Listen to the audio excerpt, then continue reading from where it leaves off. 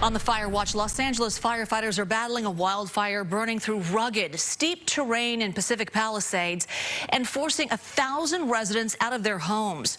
Right now, authorities are on the hunt for a suspected arsonist that they believe went into hiding after sparking the blaze. Now, fire crews are trying to take advantage of calmer weather after the fire exploded to 1,300 acres, fueled by whipping winds and dry brush. Authorities say a police helicopter spotted a man setting several small fires last night, shortly before the blaze erupted. Now, they believe the arsonist went into hiding in the hills.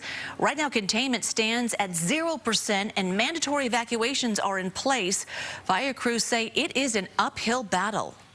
The biggest challenge right now is the terrain it's in. It's very rugged, steep terrain that's inaccessible except on foot.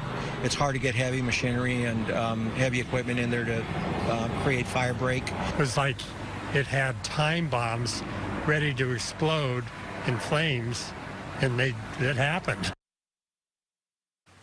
Fire crews have been dipping into reservoirs to douse the flames. The LAPD believes the fire may have been set by a suspect who was recently on probation for arson. Here in the Bay Area, crews worked quickly to contain a brush fire in South San Jose that happened in the area of Singleton Road, west of Coyote Creek. Fire burned about 10 acres before crews were able to put that out. And in Alameda County, fire crews are investigating what started a small grass fire north of downtown Livermore. Flames broke out near May School Road. Crews quickly contained it after it burned less than half an acre.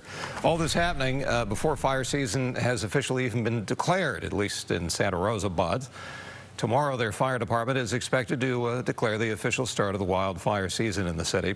It comes significantly earlier than usual because of the severe drought conditions in the region and throughout the state.